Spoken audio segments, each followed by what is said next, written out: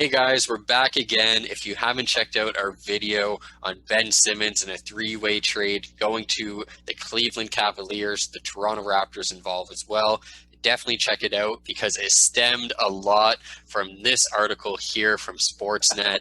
You could see it says 4 ways the Raptors could trade for 76er stars Ben Simmons.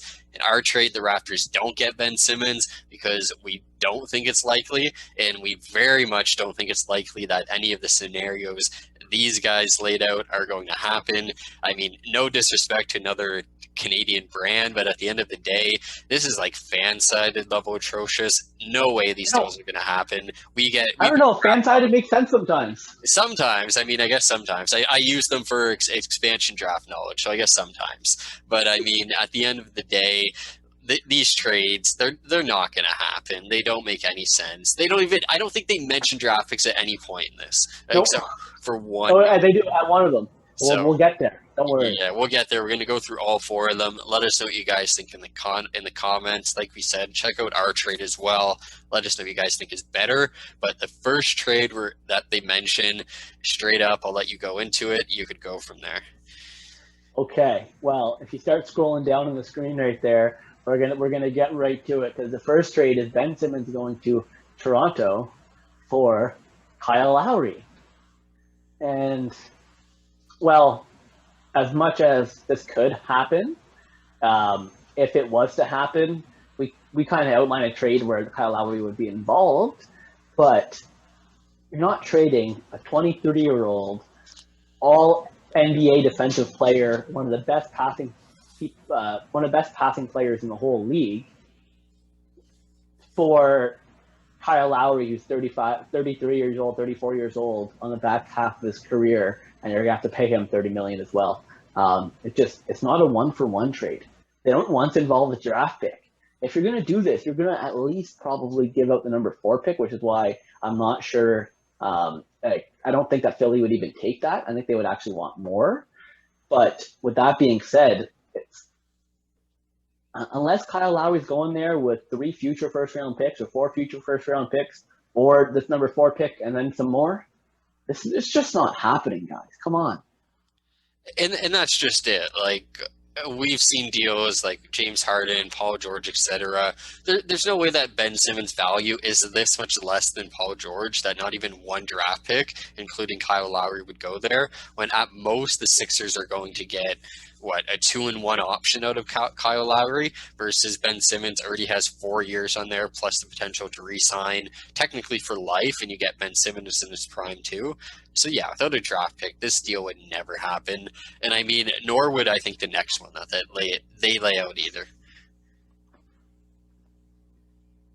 Yeah, and I think it gets worse, to be honest, because the next one here, it would be Ben Simmons coming to Toronto. Well, maybe a little bit better in this one. This is Ben Simmons coming to Toronto and Pascal Siakam going to Philly, I believe. And it just makes no sense. It's just for Philly's sake. What? They don't need a power forward. They have Tobias Harris and they have Joel Embiid, who both operate from the corner, from the block. They are all best suited for the interior play. I know Ben Simmons was as well, but that's exactly what you're trying to avoid. It's clogging up that painted area, and I don't see this. I just don't see this happening. And again, Ben Simmons has more value than Pascal Siakam. Ben Simmons is people forget because he shot so bad from free throws in the playoffs, but Ben Simmons is one of the best defensive players in the whole league, one of the best passers in the whole league. It's arguable that he might be the best passer in the whole league, or top 5 probably at it.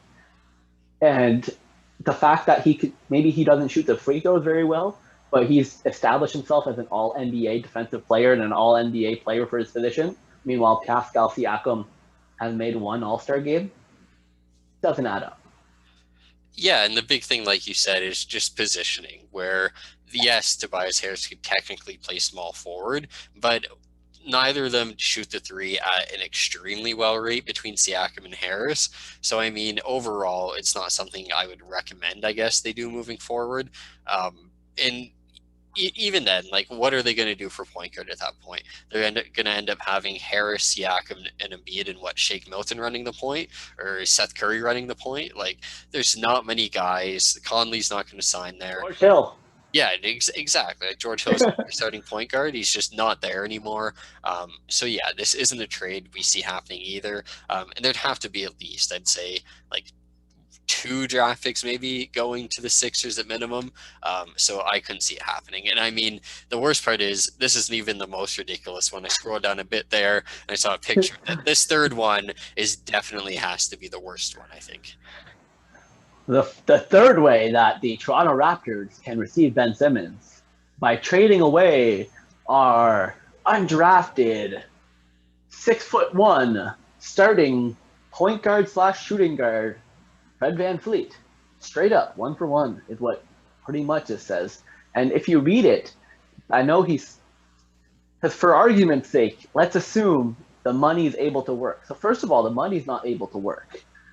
And second of all, what makes you assume that the Sixers would trade for Ben Simmons, an all-NBA player, for a guy who has never made an All-Star game, undrafted? And I'm all about the underdog story of Fred VanVleet. He's one of my favorite players, but it doesn't make sense. Yeah, and it's like the value there, it's not even there. Like, I love Fred VanVleet, but at the end of the day, like, why would they trade, let's say, a B player for an A player? Like, just straight up. It makes absolutely no sense when they could have gotten James Harden potentially for Ben Simmons, and they didn't want to do that fully. So I don't, again, see in any world where in a boardroom you sat down, you said, hey, if I propose this trade, do you think people would think it's a good idea? And you say yes when you're around a bunch of sports writers. But yeah, I mean, Fred VanVleet, a guy who's never made an All-Star game, undrafted, like you said, 6'1". He's not the answer to make Philadelphia a championship team. He could definitely help them, but yeah, he would also Fred VanVleet's a great number 3 or number 4. Yeah, and if they had Ben Simmons there plus Fred VanVleet, that's a great team. But giving up Ben Simmons for Fred VanVleet makes absolutely no sense. And I don't think in any world, not even in the 2K world, will this trade be accepted. No, and talking about 2K, I like how you brought that up right there, because Ben Simmons is a guy who his rating on 2K on the lower end can get down to like 86, 87, or about 85, 86 if he's playing bad, shooting bad, going through a really bad stretch. But typically on the higher end, and any different, like, he can be above 90 overall. Whereas Fred VanVleet, at his absolute prime elite, he's maybe 85, 84. That's like him coming off the best weeks of his career. It's just not the same level. It's not the same gear. Exactly. I love how even too they mentioned the number 4 pick, and when I saw this, I was like, "Oh, okay, VanVleet in the number 4, maybe that makes sense." No, this is. I thought the whole time they were talking about number 4 pick being included for the first 3 ways, but they weren't. No, they weren't at all. Like, they're just talking here, like, "Oh, don't worry, the Raptors will replace VanVleet. That's not a big deal. Don't even worry about that." Like, that's the issue with the trade. Like, no, it's the fact that the Sixers would in no world accept this trade, not even in the shadow realm. Maybe if you're throwing in OG, and even then, I don't know. And I wouldn't do it for Toronto in that situation, but like that's what it would take for Philly to do it. I definitely agree with that. And then the last trade they have here, like you kind of hinted last, all they say is utilize the 4th pick to get a deal for Simmons. I mean, that's not a 4th way. Right, and they hardly even go into detail about it. Like, and they kind of just suggest that, okay, all you'd have to do is give up your 4th overall pick. You wouldn't have to give up anything else. Didn't the Rockets get denied a deal or like, at the end of the day, James Harden is worth more than the number 4 pick, and he could have went there, and they denied that. They could get so much more than just the number 4 pick. If the Detroit Pistons knew that they could just trade the 1st overall pick for Ben Simmons, I think they would do it in a heartbeat. So the number 4 pick is not enough to get a potential, I mean, regular, even almost all-star player, I would say, and even potential MVP if he finally gets some stuff together. And he's really close to doing that. He's one of the best defensive players in the league. He still averages 15, 16 points, 7 to 8 rebounds, and 7 to 8 assists. He's a guy who could be a walking triple-double. He's like Jason Kidd, but taller, more athletic. And I know he can't shoot the ball that well yet, but it's going to come eventually. And you look at someone like Giannis Antetokounmpo, they're roughly the same size. Maybe Ben Simmons is an inch shorter, but they play a very similar style of play. And Giannis is what, a 2 or 3-time MVP now. That's the kind of play that you can potentially get for Ben Simmons. In what I like here, I didn't even notice. They say, so they also include the names of Damian Lillard or Bradley Beal, and it's like, yeah, like maybe, but I'm pretty sure it's already been said that Bradley Beal does not want to leave Washington, and they went on that huge run, so they're not looking to fully trade him. And Damian Lillard has kind of said that he didn't mind the Chauncey Billups hire, and he's probably going to stay there at least another year. And even then, they don't disclose if this suggests that. Yeah, but my issue with this is they don't disclose if Kyle Lowry would still be on that team. And if Kyle Lowry is still on that team, I don't think the Raptors could get Ben Simmons if they only trade that draft pick just for salary reasons. So it wouldn't even make sense at the end of the day unless Lowry's gone too, and then all you have is Ben Simmons. You don't even have your 4th pick. Well, you could, if you really want to break it down, you could trade Aaron Baines. If you make him opt into the team option, Rodney Hood opt into the team option, and you're still $10 million short. It doesn't work.